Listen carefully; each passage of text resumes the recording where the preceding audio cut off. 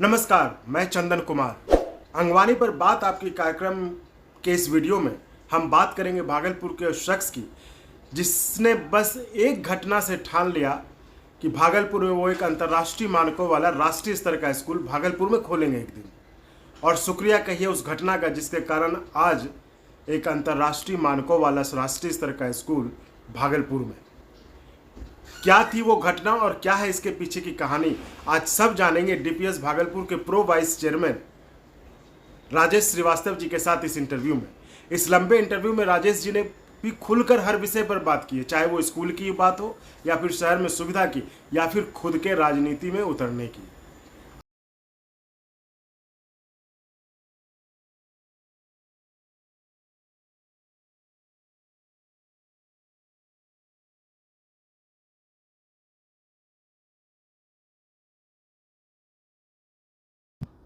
दिल्ली से भागलपुर जाने का दो तीन कारण था। एक कारण ये था कि मेरे जो चचेरे भाई थे लोग हैं, तो उनका एडमिशन कराने के लिए माउंट एसीसी कई बार गए थे। तो उस क्रम में हमने पाया कि वहाँ पे बहुत ज़्यादा एक ब्यूरोक्रेसी है और शिक्षा में ब्यूरोक्रेसी नहीं चलता है, क्योंकि ब्यूरोक्रेसी रिजिडिटी है और रिजिडिटी कभी भी शिक्षा में कारगर नहीं होता है। इसके कई एग्जाम्पल हम लोग को शास्त्र में मिलते हैं। जैसे भृगु ऋषि बहुत रिजिड थे, तो भुगते, तो हर किसी को भुगतना पड़ता अपने कर्म को। फिर यहाँ से एक कारण तो ये था। दूसरा कारण था कि मेरे ससुर एक स्कूल खोलना चाहते थे भागलपुर में। अच्छा।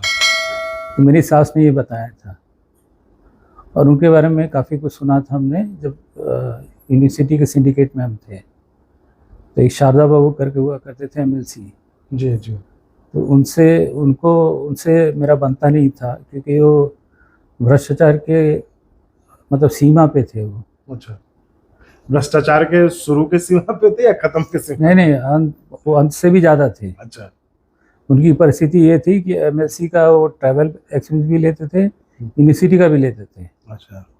फिर उस समय वाइट पेपर निकला था उनके करप्शन के बारे में। अच्छा। तो हमने अपोज किया हर चीज़ को उनका। तो एक दिन उन्होंने मेरे से कहा यूनिवर्सिटी के गलियारे में हाथ जोड़ते हुए कि बाबू हमको बख्श दो, हम आपके ससुर के स्टूडेंट रहे हैं।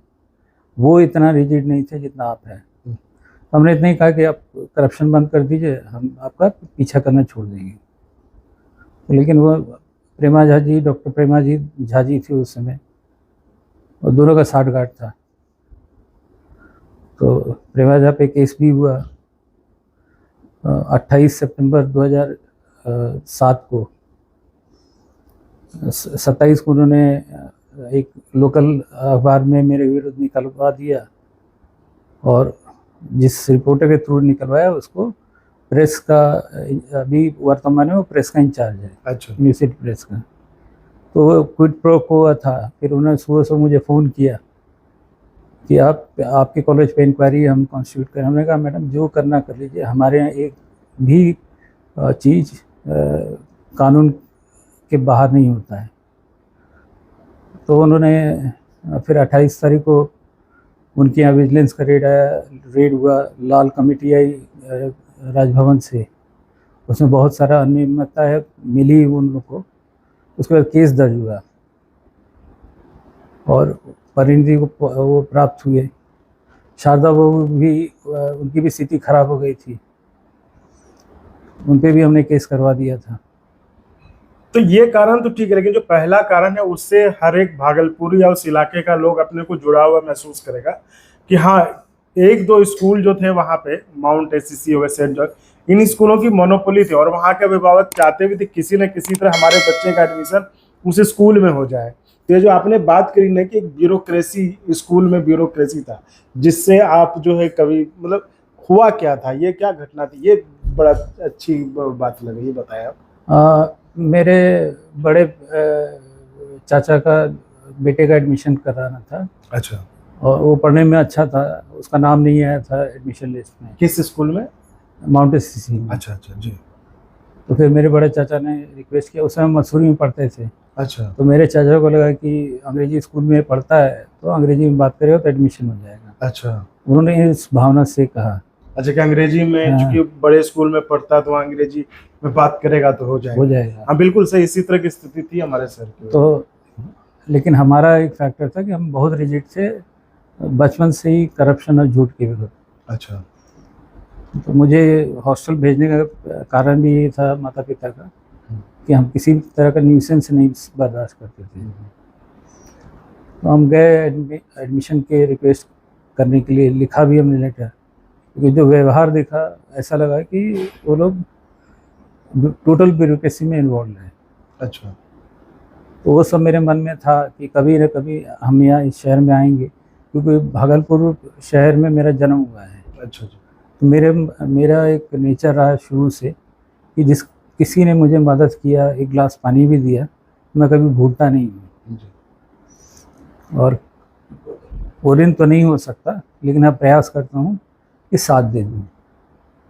तो भागलपुर के धरती ने जन्म देने का मौका दिया, तो मेरे लिए एक मन में इच्छा थी कि एक राष्ट्रीय अंतर्राष्ट्रीय स्कूल का स्तर का स्कूल खोला जाए जो कि करप्शन फ्री हो। तो बच्चे का एडमिशन हो पाया कि नहीं?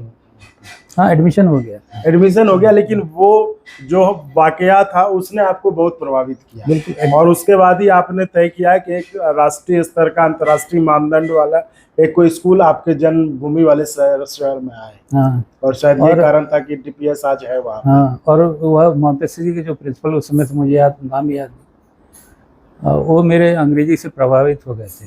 अच्छा, वो प्रभावित। हाँ, जो हाँ। मतलब आपके रिश्तेदार ने सोचा था कि अंग्रेजी में अच्छा बोलेगा तो एडमिशन हो जाए शायद, तो ये हुआ भी। अच्छा। तो अब ये सोच के देखिए, भागलपुर पूर्णतः अंगिका और हिंदी का प्रदेश है जी और वहाँ अंग्रेजी का जिद करना किसी स्कूल के द्वारा जी। ये हमको नहीं भाता है। ये हमारे संस्कृति के विरुद्ध है, हमारे जो शिक्षण पद्धति रही है हम लोग की भारतीय की, उसके विरुद्ध है टोटली। लेकिन राजेश जी, ये भी तो मानिए कि अगर मान्यता नहीं होती तो आपके पिताजी भी आपको मसूरी के बड़े स्कूल में नहीं भेजते, आप उतनी अच्छी अंग्रेजी नहीं बोलते जिससे कि प्रभावित हो गए माउंटेसरी के प्रिंसिपल साहब और उस बच्चे का एडमिशन हो गया। वो कहीं ना कहीं तो जरूरी है अंग्रेजी भी। अंग्रेजी देखिए, अंग्रेजी भाषा जो कम्युनिकेशन भर रहना चाहिए। अच्छा, व्यवहार में नहीं आना चाहिए। अच्छा, तो आप कह रहे हैं कि वो व्यवहार में ज्यादा हावी हो गया है। हाँ। अच्छा, वो मेरे हैंडराइटिंग से भी प्रभावित हुए थे। अच्छा। उन्होंने तारीफ किया, उन्होंने पूछा मेरे से कि आप कहाँ पढ़ते हैं, तो मैंने कहा मैं सरकारी स्कूल में पढ़ता हूँ। अच्छा, क्यों आपने ऐसा क्यों बोला? ये वाकई मैं सरकारी स्कूल में ही पढ़ा हूँ, मसूरी में रेलवे का स्कूल था। ओके। तो मेरे पिताजी ने वहाँ पढ़ाने के लिए भेज दिया था। तो मसूरी में रेलवे के स्कूल में पिताजी ने भेजा था? हाँ। क्यों, पिताजी वहाँ थे या कैसे? नहीं, वो तो गुवाहाटी में थे। अच्छा अच्छा, रेलवे में होगा। हाँ, एक्चुअली एक बार मतलब घर में मेरे घटना हो गई थी कि कुछ खटपट हुआ था मेरे और मेरे माँ के बीच में। हाँ ठीक है, जो परिवार में आप। हाँ। जी। तो छोटे से 7-8 साल का उम्र था जी। तो हमने विरोध किया था। उसके बाद पता नहीं था, मेरे पिताजी अगले दिन ही आ जाएंगे, कहीं गए थे उस पे इंस्पेक्शन में। अच्छा। अगले दिन आ गए तो वो माँ को मैंने कमरे में बंद कर दिया था। तो दिन आया तो माँ चिल्लाई तो उन्होंने खोला, फिर बहुत पिटाई हुई। अच्छा, तो आप मतलब बचपन से शरारती भी थे? शरारती रही, विरोध करने का एक आदत है गलत के विरुद्ध। अच्छा। क्योंकि मुझे बोलने में कोई खेद नहीं है जी। कि मेरी नानी आई थी उस समय और मेरी माँ शिकायत कर रही थी मेरे दादी का। अच्छा। तो मैं शिकायती आदमी बर्दाश्त नहीं करता हूँ। मैं शिकायत क्यों करना? अगर मेरी दादी का व्यवहार खराब है तो उनके लिए खराब है ना, आपके लिए क्या है? शिकायत वही लोग करते हैं जो कमज़ोर होते हैं। मतलब आप शिकायत के बदले जो है काम करने में, चीज़ों को बदलने में यकीन रखते हैं। तो आप स्कूल डीपीएस मुझे लगता है जाते जाते 2006 में भागलपुर में 2006 में आए। तो अब तक का कैसा सफर रहा, क्या अनुभव रहा आपका भागलपुर जैसे छोटे शहर, जो उस समय माना जाता था छोटा ही शहर, जब आप लेके आए होंगे स्कूल, तो कुछ प्रशासनिक अड़चने या लोगों के, स्थानीय लोगों की सोच में कोई दिक्कत या कुछ चैलेंज था उस समय? बहुत सारा था। एक वकील साहब हैं जो चैनल चलाते थे, अच्छा, तो उन्होंने मेरे बारे में अफवाह फैला दिया था कि पैसा लेके भाग जाएगा। अच्छा, स्कूल जो लेके आए थे आप तो? अच्छा, तो उस हमको पता चला, तो मेरा है कि हम अब मेरा रिएक्शन अपने हम अलग देते हैं।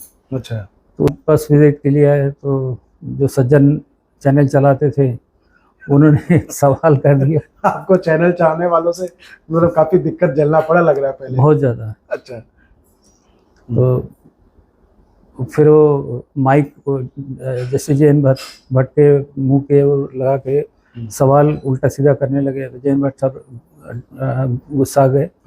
उन्होंने कहा यार भागलपुर के लोग ऐसे हैं क्या? मैंने कहा सर मुझे नहीं मालूम, मैं तो पहली दफ़ा हफ्ता से ज़्यादा रह रहा हूँ स्कूल बनाने के लिए।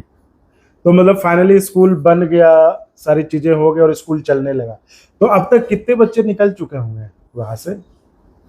करीब 10,000 से ऊपर है। 10,000 से ऊपर बच्चे निकल गए हैं। और एक सेशन मतलब एक साल में कितने बच्चे भी पढ़ रहे होंगे स्कूल में? निकलने वाले की संख्या जो है वो 10th में यूजुअली 150 के आसपास होता है। 150। और नीचे से मतलब नर्सरी से है स्कूल से? नर्सरी से, प्री नर्सरी से। अच्छा, मतलब अभी स्कूल में कितने बच्चे होंगे अगर हम सबको जोड़ लें अंदाजन? 1,000-1,100 के। अच्छा, 1100 के। आप बता रहे थे कि स्कूल से 2 बच्चे नेशनल टॉपर भी रहे? हाँ, 2009 में जो पहला बैच निकला था, अच्छा, उसमें अभिषेक और नेहा सिंह दोनों मैथ्स में टॉप किए थे। ये 10th की बात करें या 10+2 की? नहीं, 10th की। पहला बैच 9 में 10th आया था। अच्छा, तो दोनों टॉप किए। उसके बाद हर साल वहाँ से स्टेट टॉपर तो आते ही हैं, विशेषकर साइंस और मैथ्स में। अच्छा, तो यानी कि अच्छा रिकॉर्ड रहा। और ये बड़े बड़े जो स्थापित स्कूल सालों से पुराने हैं उनको भी पीछे छोड़ा आपने? हाँ, मेरे कुलीग लोग का प्रयास रहा, स्टूडेंट्स का मेहनत रहा कि हम लोगों ने काफ़ी मतलब विपरीत परिस्थिति में हम लोगों ने काम किया। गंगा के किनारे स्कूल था, तो कई लोग बोलते थे कट जाएगा, ये हो जाएगा, वो हो जाएगा। मुझे ये भी डिमोटिवेट किया गया कि आप कहीं और खोल लीजिए। तो हम जिद पे अड़े थे कि गंगा 3.5 किलोमीटर दूर थी, वो काटते काटते मेरे स्कूल का करीब 10 एकड़ काट के ले गई। तो भारतीय संस्कृति में कहा गया चौथे प्रहर में आप इसके गंगा तट पे जाते हैं। अच्छा, तो मेरे जीवन के चौथे प्रहर में गंगा स्वयं आई। तो कुछ ना कुछ प्रारंभ में होगा स्कूल के। अच्छा, कि गंगा आई, तो इसलिए आप अपनी जिद पर अड़े थे कि वहीं पे करना है स्कूल। हाँ, चाहे लोग कुछ भी कहे, बिल्कुल, लोग कुछ भी समझाए कि यहाँ से कहीं और कर लो, लेकिन आप हटे नहीं वहाँ से। नहीं, एक राष्ट्रीय राजनेता ने, मतलब मेरे लिखे हुए जितने भी फेसबुक पोस्ट होते हैं या व्हाट्सएप में मैं लिखता हूँ, एक राष्ट्रीय नेता ने मुझे कहा था कि मथुरा में फलाने आदमी जा रहे हैं, आप लिख करके कुछ भेज दीजिए। तो हमने यही कहा कि अरे सर, हमारा लिखा हुआ बोल नहीं पाएंगे आप, तुरंत नहीं लिख के भेजिए ना। तो हम टहल रहे थे गंगा किनारे, हमने लिखा कि गंगा बोली मेरे तट पे सभ्यताएं खड़ी। अच्छा, शिव बोले गंगा तू कहाँ से पड़ी, तू तो मेरे जटाओं में पड़ी। हिमालय बोले कि शिव तू कहाँ से पड़ा, तू तो मेरे गुफाओं में पड़ा। भगवान बोले हिमालय तू कहाँ से पड़ा, तू तो मेरे चरणों में पड़ा। नेता बोला कि भगवान तू कहाँ से पड़ा, तू तो लफड़े में अयोध्या में खड़ा। अच्छा, ये तब आपने अयोध्या लफड़े से, अयोध्या जो विवाद था फैसला आने के पहले आपने कहा? हाँ, भेजा। तो चिढ़ करके उन्होंने गुस्सा करके फ़ोन किया, बोले ऐसा सब चीज़ लिखते हैं। अरे सर, तो आपने मुझे कहा जो मेरे मन में था मैंने लिख दिया। अच्छा, जाहिर आप नेता का नाम नहीं बताएंगे क्योंकि पर्सनल चीज़ें, ठीक है, लेकिन हाँ, कविता आपकी बहुत सटीक थी। जिस तरह की राजनीति आजकल हमारे देश में या जो कह लें माहौल सा बन गया, तो उस हिसाब से वो कविता बहुत ही, आप फिर से कविता वो कह पाएंगे जो आपने लिखा था? बताएं। गंगा बोली मैं सबसे बड़ी, मेरे तटों पे सभ्यताएं खड़ी। शिव बोले तू कहाँ से बड़ी, तू तो मेरे गुफाओं में मेरे जटाऊ में पड़ी। हिमालय बोला तू कहाँ से बड़ा, शिव तू तो मेरे गुफाओं में पड़ा। भगवान बोले हिमालय तू कहाँ से पड़ा, तो मेरे चरणों में पड़ा। नेता बोला भगवान तू कहाँ से बड़ा, तू तो मेरे लफड़े में अयोध्या में खड़ा। अयोध्या में खड़ा, बहुत बढ़िया। तो मतलब शुरुआती दिक्कत के बाद जो आपने एक मुहिम चलाई शिक्षा व्यवस्था में सुधार करने का, तो वो लगता है कि आपको भागलपुर से फिर मतलब शुरुआती दिक्कतों के बाद काफ़ी सपोर्ट मिला और आपने फिर आगे भी स्कूल खोला। हाँ, रांची में खुला, फिर वहाँ तो खैर DPSC है रांची में। अच्छा। और जमशेदपुर में टाटा के साथ अभी हमने खोला है, वो अपना निजी ब्रांड हमने। अच्छा, निजी अपना है, यानी कि आपने इस शिक्षा व्यवस्था की क्रांति, जो शिक्षा क्रांति को, उसको आगे भी लेकर आप गए। हाँ। आप सोशल साइट्स पे भी आप बहुत ज़्यादा एक्टिव रहते हैं और शहर के मुद्दों पर भी काफ़ी प्रखर होकर बोलते रहते हैं। तो क्या लगता है आपको, कैसा है शहर का माहौल कैसा है हर तरह से, राजनीतिक, सामाजिक? शहर क्या है ना, एक सुसुप्त है शहर। उनको लगता है कि जीवन में रोटी मिलना ही बहुत बड़ी चीज़ है, और इस तरह की आदत डाल दी गई है कि लोग प्रोटेस्ट नहीं करते हैं, अधिकार के लिए नहीं लड़ते हैं, जबकि अधिकार के लिए लड़ना चाहिए। हम तो अपने स्कूल में सिखाते हैं बच्चों को अधिकार के लिए लड़ो। मेरा जो ब्रेन हेमरेज हुआ था, मेरी बेटी ने मुझसे पूछा कि तुमको क्या मिलता है लड़ करके। मैंने उससे इतना ही कहा कि बेटा तुम्हारा मामा, मैंने पूछा कि तुम्हारा मामा क्या करता है, तो मेरे साले साहब उस समय MD थे IBM में। तो बोले कि IBM में MD है। तो हमने दूसरा सवाल किया कि कैसे, किस गाड़ी से चलता है, तो बोले कि मर्सिडीज में चलता है। मैंने पूछा क्या बोलता है, बोले रोड वहाँ बहुत ख़राब है, ट्रैफिक ख़राब है। तो हमने कहा मेरा स्टूडेंट क्या चीज़ पे चलता है, तो बोले कि बस में और ऑटो में या पैदल। तो हमने पूछा उससे कि क्या मेरा स्टूडेंट आके कंप्लेन करता है कि बेंगलोर का रोड ख़राब है, ये है, तो ये नहीं। हमने कहा यही मेरी जीत है कि वो प्रोटेस्ट करता है। उन लोगों ने PIL कर रखा है कर्नाटका हाई कोर्ट में, वही मेरे लिए बहुत है। अच्छा, आप एक चीज़ बता रहे थे कि आपने स्कूल में शनिवार को या किसी एक दिन गीता का भी आप कुछ शनिवार को रखा है एक क्लास। वो किस लिए, ताकि लोगों में क्या गीता मतलब कर्म के वास्ते या क्या मकसद उसका? देखिए, गीता से बेहतर मैनेजमेंट कहिए या इंटेलिजेंस कहिए या आर्ट ऑफ लिविंग कहिए, गीता से बेहतर कोई किताब नहीं है। अच्छा। और गीता जो है ये हमारे आपका इतिहास है। बोलते रहे, लोग इसको, कई लोग माइथोलॉजी बोलते हैं जो ईश्वर में विश्वास नहीं करते हैं। माइथोलॉजी शब्द जो है मिथ्या से आता है, और गीता या जय संहिता जो कि सालों के प्रयास के बाद वो महाभारत बन गई, तो उसमें हम सभी का एक्सपीरियंस जुड़ा हुआ है। आप अगर पढ़िएगा उसमें 18 अध्याय है, 18 दिन का युद्ध है और 18 सेना थी। तो ये महज इत्तेफाक नहीं है। अगर 18 को 2 से डिवाइड कीजिएगा तो 9 + 9 आएगा, और मनुष्य जो है 9 महल का द्वार है, 9 द्वार का महल है। अच्छा। जैसे 2 ये हुआ, 2 कान हुआ, 4 5 मलमूत्र, ऐसे करके 9 द्वार है। इसीलिए मैं 9 द्वार का महल बोलता हूँ शरीर को। और शरीर का लोग प्रोटेक्शन करते हैं, उसको ध्यान रखते हैं, तो महल का जैसे लोग ध्यान रखते हैं अपने घर का, उस तरीके से ध्यान रखते हैं, इसीलिए मैं महल बोलता हूँ। तो 18 अध्याय जो है, एक धर्म और दूसरा अधर्म के बीच में युद्ध था। मेरा मानना है कि भगवान श्री कृष्ण जो संदीपनी ऋषि से उन्होंने ज्ञान अर्जित किया था जी, उसको कैसे नीतिगत रूप से इम्प्लीमेंट किया जाए, संभवतः मेरा जो विचार है कि उसकी रचना की कुरुक्षेत्र युद्ध की, ताकि आने वाले समय में लोगों को समझ में आए कि धर्म क्या है, अधर्म क्या है। जी। तो इसका पाठ हम लोग शनिवार को कराते हैं, और ये स्टूडेंट्स को मदद भी करता है। और स्कूल में डिसिप्लिन प्रॉब्लम जो होता है उसको हम लोगों ने कंट्रोल पा लिया है गीता के द्वारा। अच्छा। वो कैसे डिसिप्लिन प्रॉब्लम गीता के द्वारा कैसे? देखिए, गीता अगर मान लीजिए एक श्लोक किसी दिन पढ़ाया गया, जी तो हम लोग जो पढ़ाते हैं वो जीवन से जुड़ा हुआ बताते हैं। जी तो झूठ बोलना, ये सारी चीज़ें जो है, माता पिता को अनादर करना, जी ये सब चीज़ गलत है।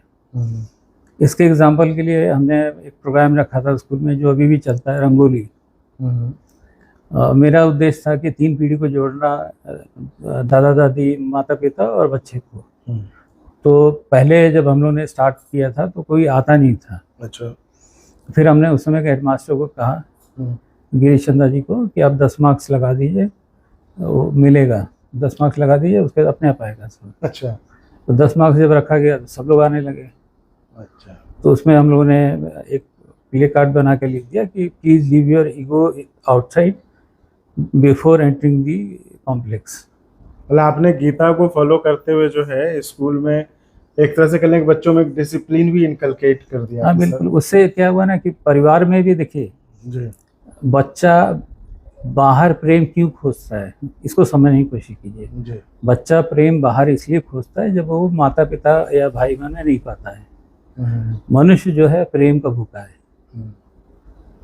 वो नफरत का भूखा नहीं है, वो प्रेम का भूखा है। आज के समय में भी समाज में जो विषमताएं हैं या वैमनस्यता है, जी उसकी वजह से जितना मार काट या टीचर का इशू आपने देखा, जी जी सारा एक का कारण ही ये है कि वैमनस्यता इतना ज़्यादा फैला दिया गया है कि दो मनुष्य के बीच में शंका पिछले 10-12 साल से चल रही है। इसका अंत होगा, ये चीज़ मान के चलिए कि भगवान के घर में देर है अंधेर नहीं है, और यही इसी धरती पे स्वर्ग नरक दोनों है, और सभी को भुगतना पड़ रहा है। मैं भुगता हूँ। तो आपने स्कूल के बारे में तो बात की, अब चूंकि आप शहर, आप बताए नहीं कि आप शहर आपकी खुद मातृभूमि भी रही है, तो शहर पर आपको क्या जो सबसे अच्छी चीज क्या लगती है भागलपुर में? हरियाली बहुत है शहर में। और सबसे खराब अभी की स्थिति में क्या आपको सबसे खराब लग रहा है? लोगों का मतलब सेटिस्फाई होना, जबकि शहर स्मार्ट सिटी के लिए मतलब मैं बहुत लड़ा था। पहले राउंड में 92 सिटी से आया था जिसमें भागलपुर नहीं था। जी जी। अच्छा, हाँ, उसमें क्या किया आपने? तो उसके बाद मेरी लड़ाई हुई, यहाँ गडकरी जी और कई मेरे मित्र थे, उनसे मैं लड़ा, तो फिर और भी लोग चल लगे, तो उसके बाद दूसरे राउंड में भागलपुर आया। अच्छा, तो स्मार्ट सिटी से जो भी बदलाव आए हैं, आप संतुष्ट हैं शहर में, क्या और कुछ करने की जरूरत है? देखिए, स्मार्ट सिटी का मतलब होता है स्मार्ट बिहेवियर भी जी और स्मार्ट एसेट भी। भागलपुर में हमको नहीं लगता कि स्मार्ट, रोड इतना खराब है, तो कहाँ से स्मार्ट सिटी हो सकती है। लेकिन अभी मैं देख रहा था स्मार्ट सिटी का जो ट्विटर हैंडल है, और उसमें उन्होंने दिया कि सड़कें जो स्मार्ट रोड्स बनी हुई हैं, कुछ ऐसा देखने को मिला आपको? देखिए, रोड जो बनता है ना, उसका फंडामेंटल है कि उसको रोड बनाने से पहले कैलकुलेट किया जाता है कि ट्रैफिक कितना है। जी। ट्रैफिक कैलकुलेट करने का सिस्टम है कि 15 दिन तक रोड पे वॉच किया जाता है कि कितना ट्रैफिक टू एंड फ्रो हो रहा है, और ट्रैफिक में कंपोजिशन क्या है, ट्रक कितने हैं, बस कितने हैं, साइकिल कितने हैं, रिक्शा कितने हैं, उसका वेट कैलकुलेशन होता है। उस वेट को कैलकुलेट करके तब रोड का स्ट्रेंथ बनाया जाता है। जी। तो वो सारी चीज़ें हमको नहीं लगता कि साइंटिफिक वे से ये लोग कर रहे हैं। हाँ, चूंकि मैं आपको उस समय से जानता हूँ जब डीपीएस आया था, और आप उस समय से काफ़ी सोशल साइट्स पे शहर के इशूज पे काफ़ी एक्टिव रहते थे, मुखर होकर आवाज़ भी अपनी उठाते थे। तो आपको लगता नहीं कि शहर जो पहले का था, जो पहले शहर कहते हैं कि 25,000 की आबादी के हिसाब से शहर की प्लानिंग हुई थी, अब पुल बनने के बाद जो विक्रमशिला सेतु बना, उसके बाद शहर में लोगों का आवागमन बहुत बढ़ गया, जिसके कारण शहर और कंजेस्टेड हो गया। तो क्या किसी नए भागलपुर को बनाने की जरूरत आपको लगता है, या इसी में कुछ बेहतर करके कुछ और गुंजाइश लगता है? नहीं, इसको बेहतर किया जा सकता है। देखिए, किसी भी स्थापित चीज़ को उसको थोड़ा सा ट्वीक कर देने से वो सुधर जाता है।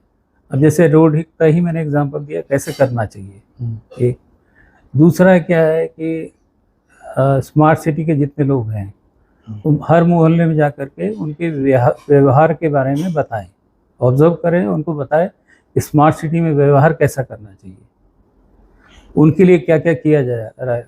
समाज में जितने मोहल्ले में जितने लोग हैं उनको पता ही नहीं कि क्या बन रहा है और उससे उनको क्या फ़ायदा है। ये आप सही कह रहे हैं। अभी जैसे स्मार्ट सिटी के तहत 2-3 परियोजनाएं थे जो कम, जैसे तिलका मांझी प्रतिमा नया लगाया गया वहाँ पे, और फिर नए टाउन हॉल का जो है जीर्णोद्धार करके नए ढंग से बनाया गया।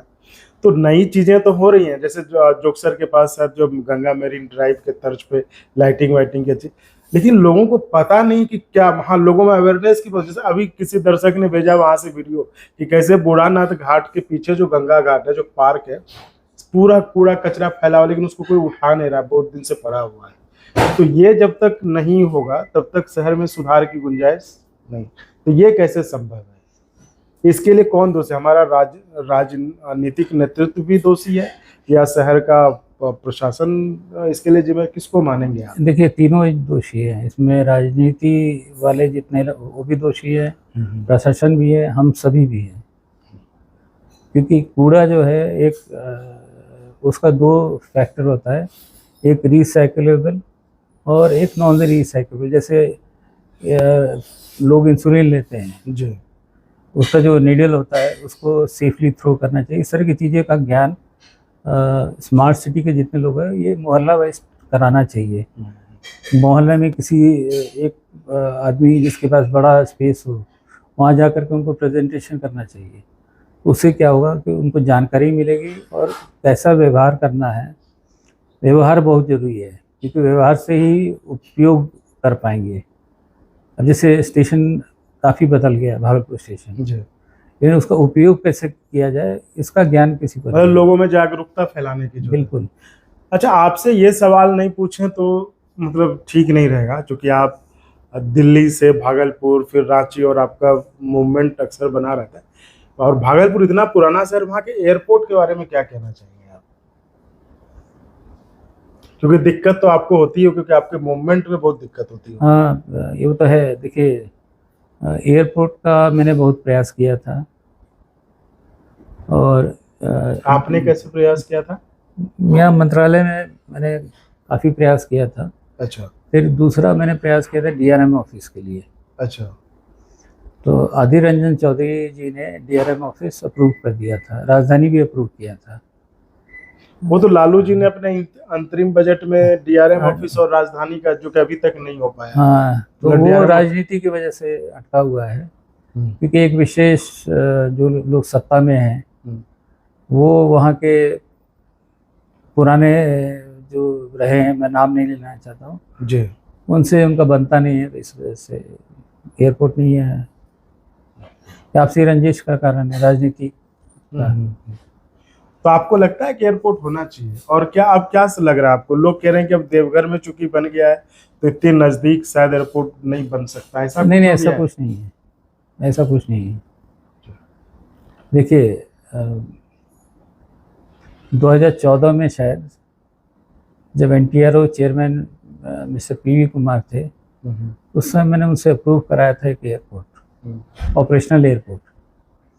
ऑपरेशनल एयरपोर्ट से ये फ़ायदा होता है कि आपके शहर की इकॉनमी ग्रो करती है, क्योंकि उस ऑपरेशनल एयरपोर्ट के आसपास फिर पैरामिलिट्री फोर्सेस भी आ जाती है। जैसे अच्छा, ऑपरेशनल एयरपोर्ट कहने का मतलब कि पैरामिलिट्री फोर्सेस वाले। हाँ। अच्छा। जैसे आपका बागडोगरा है, बागडोगरा पूर्णिया में भी है शायद।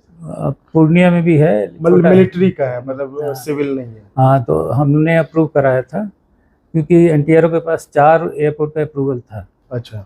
उन्होंने एक तो नागपुर में बनाया था, और मेरे रिक्वेस्ट करने पे इन्होंने एक अप्रूव किया था भागलपुर के लिए, क्योंकि मैंने उनको सजेस्ट किया था कि कटिहार में जो आपका डिप्लॉयमेंट है उसको भागलपुर में शिफ्ट कीजिएगा तो फ़ायदा होगा।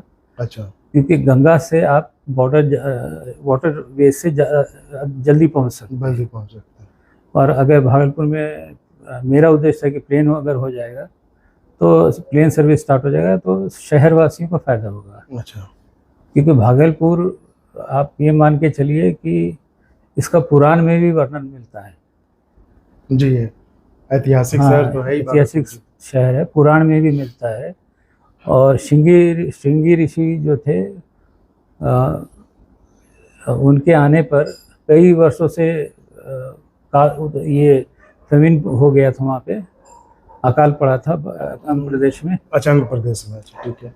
तो उधर भी पड़ा था मिथिला में, जी। तो दशरथ जी ने वो खुद हल जोता था, फिर उसके बाद जी जी, हमने वश कहानी हुए थे। सुनी भी है, हाँ, बताई भी जाती है। जी।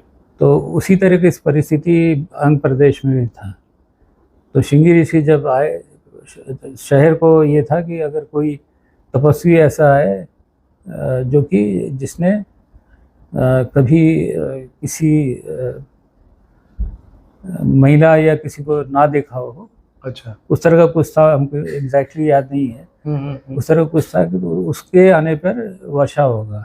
अच्छा। तो श्रृंगी ऋषि पधारे, उसके बाद वर्षा हुआ। श्रृंगी ऋषि भागलपुर में ही बस गए, क्योंकि वशिष्ठ वगैरह का आश्रम था, तो वहीं बस गए। आप अगर एक बटेश्वर है ना। जी हाँ, जी हाँ, बट वहाँ पे कहते हैं कि हाँ, ऋषि कोहल, कोहल के नाम पे शायद हाँ, कहलगांव नाम पड़ा। वो तांत्रिक पीठ है। जी जी। और बुद्धिज्म का जो तांत्रिक मोनास्ट्री है, वो ओनली मोनास्ट्री है वर्ल्ड में, विक्रमशिला। जी। और वो वहाँ पे इसलिए बनाया गया था कि वहाँ पे तांत्रिक पीठ था। अच्छा, वो बटेश्वर में, हाँ, कहा जाता है कि बटेश्वर मंदिर के कारण ही विक्रमशिला विश्वविद्यालय वहाँ बनाया गया था। यही कारण था। अच्छा, यही यही कारण था। तो भागलपुर का एक प्रबुद्ध इतिहास है। भागलपुर, ऐसा मान्यता है महाभारत में कि सुबल महाराज जो थे, उन्होंने अपने पुत्र को दिया था शकुनी को। शकुनी से, ये कौन महाराज थे? सुबल महाराज थे, जिनके पुत्र शकुनी थे। अच्छा, और यानी शकुनी के पिताजी थे सुबल। हाँ, वो गांधार के नरेश थे। अच्छा, सुबल महाराज जी, जी। और गांधारी के पिता थे। तो उन्होंने गिफ्ट में शकुनी को दिया था। ओके। फिर जब दुर्योधन बड़े हुए तो उनको शकुनी ने मामा के रूप में दिया। अच्छा।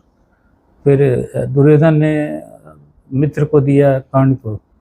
अच्छा, ये जो अंग प्रदेश हम कहते हैं, जो अंगराज कर्ण कहते हैं, वो अंग का जो हिस्सा है, वो मतलब गंधार नरेश के थ्रू जो अपने शकुनी को आया, शकुनी से दुर्योधन को, हाँ, और दुर्योधन से फिर कर्ण को आया। हाँ, अच्छा। ये आपको भगवत पुराण में मिल जाएगा। अच्छा, ओके। ये तो बहुत अच्छी जानकारी। हम लोग आज तक सिर्फ इतना अंग प्रदेश जानते थे, लेकिन कहाँ से कैसे आया ये। अच्छा। पौराणिक इतिहास है, हम लोग जानना नहीं चाहते हैं। हमने इसीलिए कहा कि शहर के बारे में लोगों को जानकारी होनी चाहिए, तभी हम उससे प्रेम कर सकते हैं। जिन चीज़ों की जानकारी होती है तभी हम उन चीज़ों से हम प्रेम करते हैं। अब जैसे एग्जाम्पल के लिए एक बच्चे को पता होता है कि फलाना मेरी माँ है जी। उसको पता होता है, इस वजह से वो प्रेम करता है। तो पड़ोस वाले को माँ का दर्जा नहीं देता है। तो अगर पता होगा शहरवासी को कि स्मार्ट सिटी में क्या है, तो लोग व्यवहार उसी अनुसार करेंगे। अच्छा, तो आप कुछ इमीडिएट जो आप देखना चाहते हैं शहर में बदलाव, जो आपको लगता हो शहर में ये बदलाव होना चाहिए? सबसे पहले तो वहाँ के जो राजनीति में लोग हैं, उनको बदल देना चाहिए। तो कौन आए हैं उनको, और उसमें खराबी क्या है? आपको क्या खराबी क्या दिखती है? उन्होंने कुछ नहीं किया। देखिए, सक्षम होते हुए भी कुछ नहीं किया। शहर के लिए क्या किया? मैं इस बात से तो सहमत है हम भी, और मुझे लगता है शहर के अधिकांश लोग सहमत होंगे कि शहर में कुछ नहीं किया। इतना पुराना ऐतिहासिक शहर रहते हुए भी आज शहर पिछड़ा बना हुआ है। इससे पहले सुविधाएं तो पहले थी, पुराने समय में थी। यहाँ कम से कम हवाई सेवा थी। बिल्कुल। तो बदलाव भी करें तो किसको लाए, कैसे, किस तरह के लोग आए, कौन आएंगे? पढ़ा लिखा लोग आना नहीं चाहता कि राजनीति वही गंदी है, उसमें नहीं जाना, तो कौन आएंगे? क्या लगता है आपको? देखिए, राजनीति में पढ़े लिखे लोगों को आना चाहिए, एक। दूसरा, वैसे लोगों को आना चाहिए जो अपने जीवन से संतुष्ट है और बाकी जो बचा जीवन है वो लोगों के लिए कुछ करना चाहे, क्योंकि बहुत बड़ा कारण होता है संतुष्टि। और उसमें क्या होता है कि फिर करप्शन नहीं होता है। आदमी जब अपने आप में संतुष्ट हो फिर उसको पाने के लिए इच्छा कुछ नहीं होती है। तो उस तरह से तो संतुष्ट आप ही लग रहे हैं, आप आएंगे क्या? नहीं, मेरी इच्छा नहीं है, क्योंकि क्योंकि मैं आपको भी जीवन में सब कुछ है ही भगवान की वो कृपा से। है, लेकिन है क्या ना कि अच्छा, और आपने जब शिक्षा क्रांति लाई तो शहर में कुछ सुधार भी ला दीजिए। मेरा नेचर नहीं है झूठ बोलना। अब राजनीति में आने के बाद फिर झूठ बोलना होगा, वो मैं नहीं करना चाहता हूँ। देखिए, मतलब झूठ नहीं बोलना पड़े तो आप आएंगे? हाँ, मुझे कई पार्टियों से ऑफर मिला था। एक पार्टी से ऑफर मिला था 2014 में, तो उन्होंने मेरे से कहा कि आप खड़ा होइए, आपको हम लोग सपोर्ट करेंगे, फंड भी देंगे। हमने कहा ठीक, हम खड़े हो जाएंगे। मेरा उनसे बहुत अच्छा संबंध था। अच्छा। उनका नाम था ऑस्कर फर्नांडिस। अच्छा। तो उन्होंने मेरे से कहा कि राजेश जी, आप जैसे लोगों की ज़रूरत है, आप खड़े होइए। 2014 की बात है। ये खबर शायद उस समय के जो MP साहब थे उनको लग गई थी, तो वो लोग मेरे से मिलने आए थे पूछने के लिए। तो मेरा जस्ट उस समय ब्रेन हेमरेज हुआ था, तो मैंने कहा नहीं, मैं नहीं हो सकता हूँ।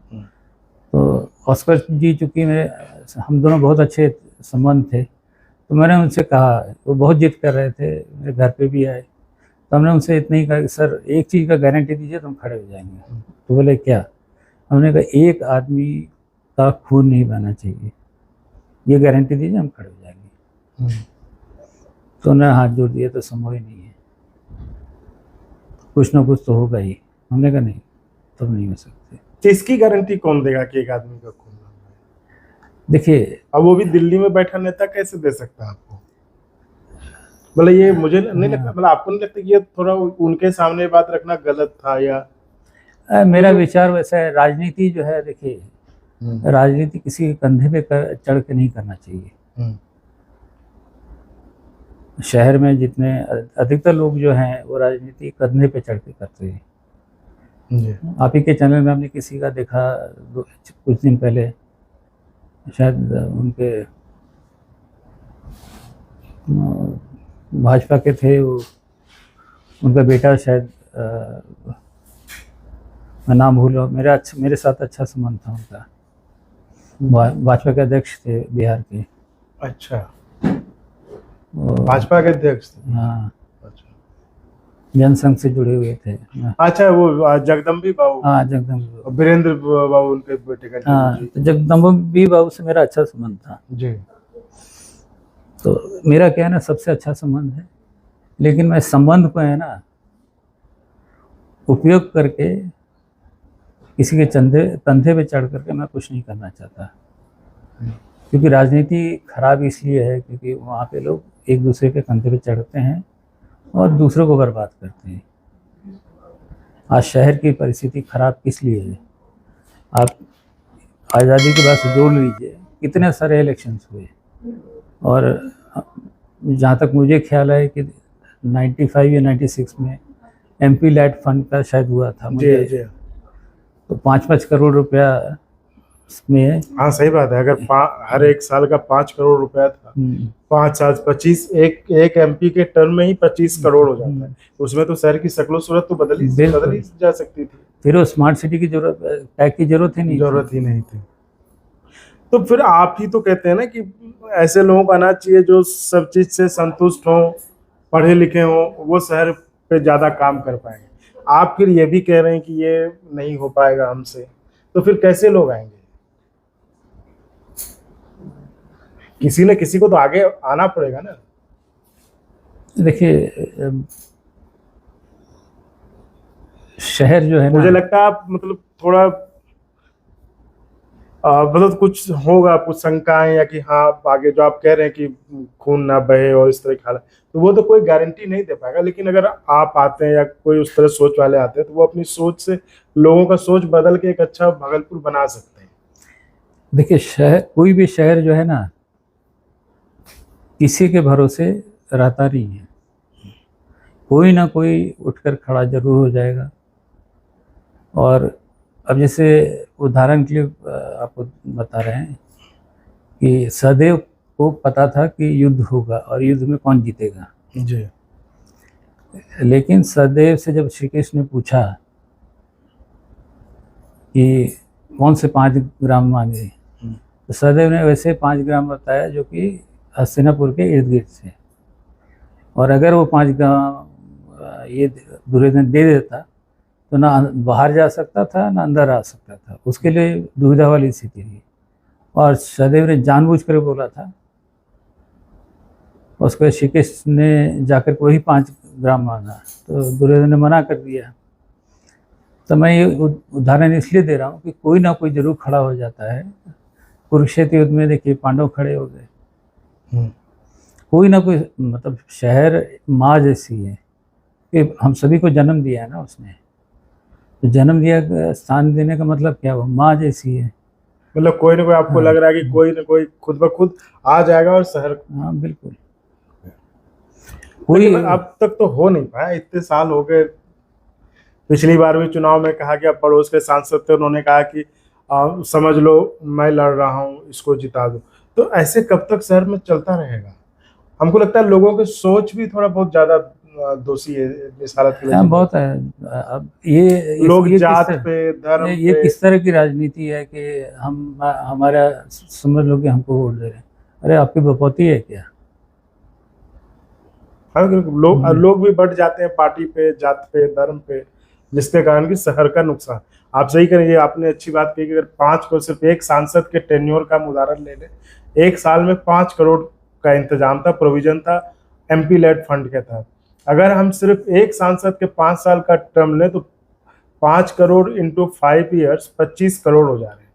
और 25 करोड़ आप समझ रहे हैं, आप अभी भी जाएंगे सर, स्मार्ट सिटी प्रोजेक्ट का भी जो भी हुए हैं, अगर उनको छोड़ दें, कोई काम आपको नहीं लगा हुआ कि जो कि 25 करोड़ का हुआ हो शहर में। बाकी काम तो छोड़ ही दीजिए। और आपकी कोई योजनाएं स्कूल को लेके या शहर को लेके? देखिए मैं इसके संदर्भ में हाईकोर्ट भी गया था। किसके संदर्भ में? रोड वगैरह शहर अच्छा, को सुधारने के लिए, एनक्रोचमेंट हटाने के लिए। अच्छा जी, कब की बात है ये कोरोना से जस्ट पहले। और अच्छा। मैं ऑनरेबल हाई कोर्ट ने पटना ने मेरे फेवर में ऑर्डर भी दिया था। अच्छा। उस समय प्रणय कुमार थे डीएम। अच्छा अच्छा। उनको सर्व भी किया गया था, वो पार्टी भी बने थे, लेकिन उन्होंने कमिट किया था कि हम एनक्रोचमेंट हटवा देंगे, लेकिन कुछ हुआ नहीं। तो फिर क्या, फिर वो तो कोर्ट का ऑर्डर तो अभी भी होगा ना? अभी भी है, कंटेम्प्ट में मूव करेंगे। अच्छा, कंटेम्प्ट में आप मूव करेंगे। अभी मैं भागलपुर गया था तो मैंने स्कूल को बोला कि इसको प्रोसीड करो, तो स्कूल संभवतः प्रोसीड करेगा बहुत जल्दी।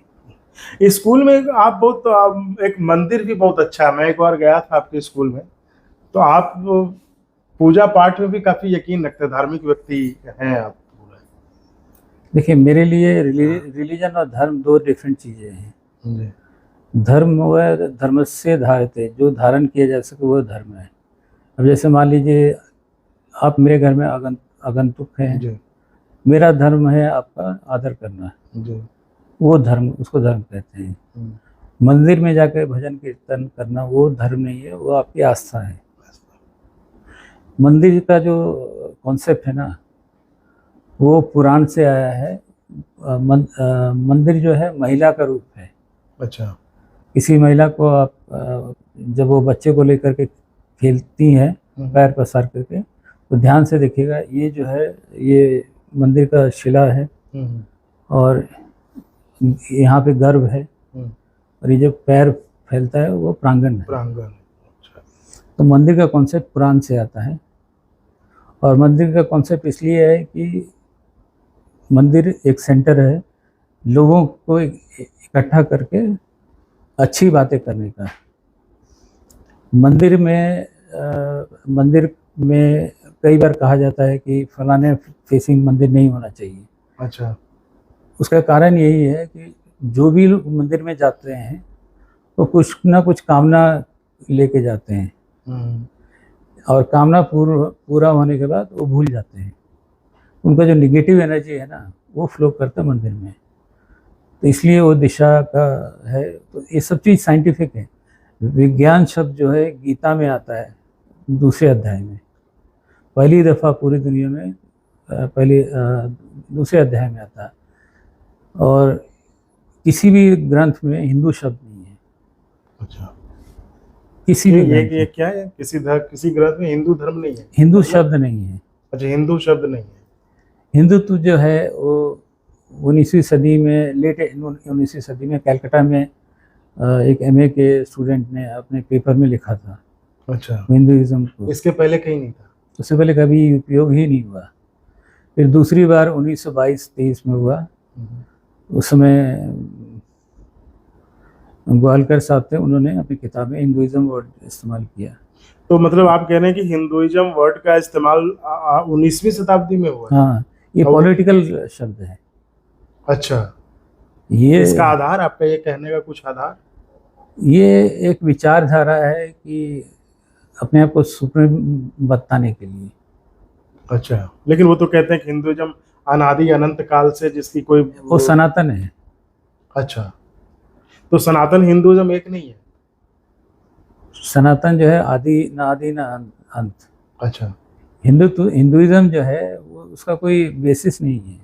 नहीं, हम सनातन को हिंदू माने कि नहीं माने? हिंदुत्व माने कि नहीं माने?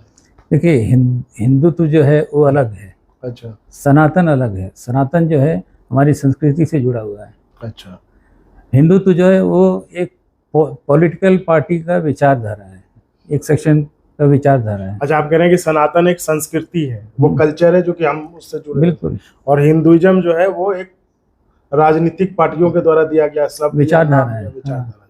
अच्छा, तो ये तो आप जो बात कह रहे हैं इस पे तो काफी मतलब जो हिंदुत्व वाले वो तो आपके पीछे पड़ जाएंगे। वो पढ़े कोई फर्क नहीं पड़ता है, क्योंकि सत्य जानना और बोलना आवश्यक है। अब जैसे फॉर एग्जांपल देखिए, हम लोग हमेशा ना समाज में जो विचार रखते हैं वैसा बन जाते हैं। अब जैसे हनुमान जी को दिखाया जाता है कि वो वॉरियर हैं, योद्धा हैं, वो युद्ध करते हैं, रावण का लंका जला देते हैं, इस तरह का विचार दिया के हम लोग खुश होते हैं। लेकिन ये पक्ष लोग नहीं देखते हैं कि हनुमान जी बहुत बड़े संस्कृत के ज्ञाता थे। अच्छा, बहुत बड़े वो म्यूजिशियन थे, उनमें सारे कला जो थे उनके भीतर थे। अच्छा, तो बहुत लोग जानते नहीं, मतलब तो पता है, बताया नहीं जाता है ना। अच्छा, आप कह रहे हैं कि सिर्फ जानबूझकर जो उनके वॉरियर वाली छवि आगे की जाती है, क्योंकि समाज को ही पसंद है। अच्छा, तो फिर समाज दोषी है ना, पार्टी तो दोषी नहीं हुआ ना? तो कोई पार्टी है नहीं, ये पॉलिटिकल विचार है। अच्छा, पॉलिटिकल विचार है। देखिए, अगर बीज आप लगाइएगा नीम का, उससे आम थोड़े निकलेगा। ये विचारधारा है। तो कल को वो ये सुन के कि हिंदुइज्म जो आप कह रहे हैं कि 19वीं शताब्दी में आया और ये वर्ड राजनीतिक विचारधारा का है, तो लोग आपको धमकी उमकी देने लगे तो कोई फर्क नहीं पड़ता है, हम आदी हैं इस चीज़ की। अच्छा, तो वो जो मंदिर है, ठीक है, चलिए अब हम पता है आपके स्कूल में जो मंदिर वो किन की, दुर्गा माता की मंदिर है? मैंने सुना है काफी प्रसिद्ध है उस इलाके में। हाँ, लोग गांव से भी आते हैं। वो एक्चुअली सामाजिक मंदिर हम लोगों ने बनाया, स्कूल कैंपस में नहीं है। अच्छा, स्कूल के जमीन पे बाहर पे है। अच्छा, बाहर है वो। और अभी हम लोग प्लान कर रहे हैं भगवान विष्णु के सभी अवतार का मंदिर बनाने के लिए। भगवान विष्णु के सभी अवतार? हाँ। अच्छा, क्योंकि गंगोत्री से लेकर गंगा सागर तक एक भी भगवान विष्णु का मंदिर नहीं है। अच्छा, और मेरे कैंपस के जो है वो उत्तरायणी गंगा है वहाँ। जी हाँ, जी हाँ। तो उत्तरायणी गंगा का होना और भगवान विष्णु का गंगा तट पे मंदिर बनना और साथ में वृद्धाश्रम, तो उससे स्कूल को भी फायदा होगा, क्योंकि वृद्धाश्रम में जो लोग आएंगे वो अपने पोता पोती से नाती तो जो उनके बच्चे होंगे परिवार के। हाँ, तो जैसे स्कूल हमारा सटा हुआ है जी, तो उन बच्चों के साथ वो आनंद ले सकते हैं और हमारे अच्छा, उनके लिए एक साधन भी हो जाएगा कि अपना समय वो उनके साथ बिता सकते हैं। और मंदिर है जो परिवार से दूर है। मंदिर भी रहेगा साथ में। तो तो मंदिर, अब मंदिर पे आपका क्यों फोकस है कि मंदिर हर जगह देखते पूरे देश में मंदिर मंदिर, आप भी कह रहे हैं हम एक मंदिर बना लेंगे भागलपुर में, तो मंदिर पे आपका फोकस क्यों है? देखिए, भागलपुर जो है पौराणिक शहर है पहला। दूसरा, इसकी संस्कृति बहुत ही व्यापक है, जो हम लोग छोड़ चुके हैं। मेरा प्रयास है कि उस मंदिर के द्वारा, जिसमें वेद का भी पाठ होगा, ज्ञान का प्रयोग होगा, उससे शहरवासी को फ़ायदा होगा। और भागलपुर शहर अभी भारत के नक्शे पे आ चुका है, स्मार्ट सिटी और डीपीएस वगैरह होने की वजह से। हमारा प्रयास हम सभी का होना चाहिए। मैं शहरवासी से भी गुजारिश करूँगा, मेरा सहयोग करें उस मंदिर को बनाने के लिए। वो सार्वजनिक मंदिर बनेगा जिसमें कहीं के भी लोग आ सकते हैं। उसकी कमेटी भी बनाई जाएगी और वो किसी राजनीति वाले से पैसा लेकर नहीं किया जाएगा, वो क्राउड फंडिंग होगा। अच्छा राजेश जी, आज जिस समय हम ये आपसे बातचीत कर रहे हैं और इस इंटरव्यू को रिकॉर्ड कर रहे हैं, संयोग से वो बहुत ही अच्छा दिन भी है, आज टीचर्स डे है और आप शिक्षा क्षेत्र से जुड़े हुए और भागलपुर के शिक्षा में आपने मतलब ठीक है अच्छा बदलाव लाया और एक राष्ट्रीय स्तर की शिक्षा प्रणाली को आप भागलपुर लेके गए। तो हैप्पी टीचर्स डे आपको। और आप अपने बच्चों को, यानी भागलपुर के बच्चों को या स्कूल में जो पढ़े हो, उनको कुछ संदेश देना चाहेंगे इस टीचर्स डे पे? आपको भी टीचर्स डे की शुभकामनाएं। मेरा विचार है कि आप जितने बच्चे हैं वो अपने शिक्षक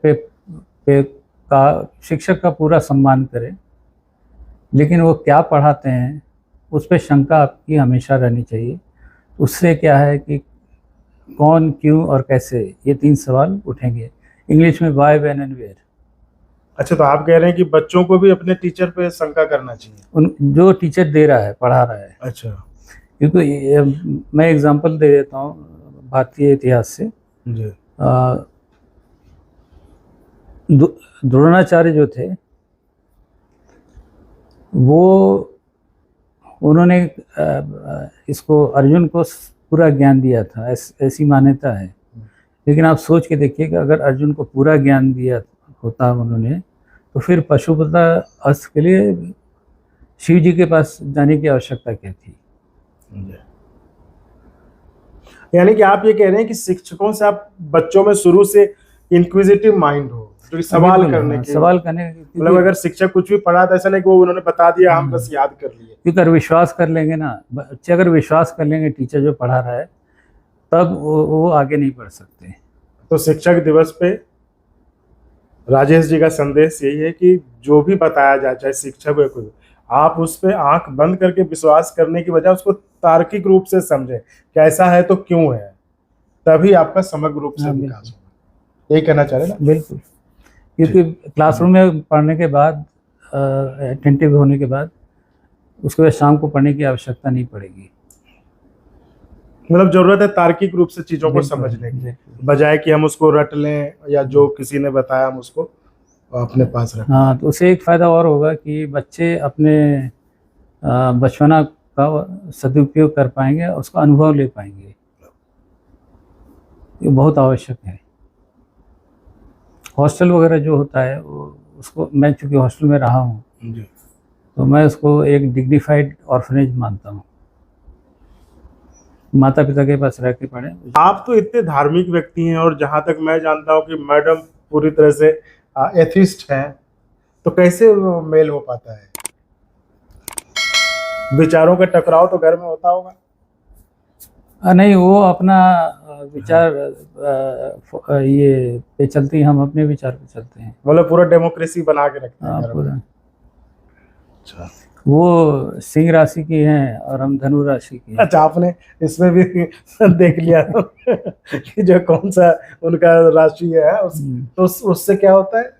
तो राशि का कुछ असर होता है उस पर? सिंह राशि वाले जो होते हैं ना, थोड़ा डोमिनेटिंग कैरेक्टर होते हैं। अच्छा, और आपने कौन सा राशि बताया? धनु राशि जो है वो थोड़ा सा धार्मिक होते हैं। अच्छा, गुरु प्रधान है। तो धार्मिक है, मतलब डोमिनेटिंग नहीं होते वो? नहीं, उनका है कि समरस बना के चलना। अच्छा, मतलब मिला जुला के अपना काम निकालते चलना। अच्छा, नहीं, काम नहीं करना, मतलब समरसता बनाए रखना। तो मतलब मैडम डोमिनेटिंग है। हाँ हाँ, है वो। अच्छा, आपको स्कूल चलाने में दिक्कत नहीं होती ना? काम और परिवार दोनों अलग है। अच्छा, ठीक है, बहुत बहुत धन्यवाद राजेश जी, आज शहर के मुद्दों पे बात करने के लिए और बहुत अच्छी जानकारी देने के लिए शहर के धार्मिक इतिहास के बारे में, कि श्रृंगी ऋषि का वो जगह है और वहाँ पे आप एक भगवान विष्णु के मंदिर भी बनाने वाले हैं।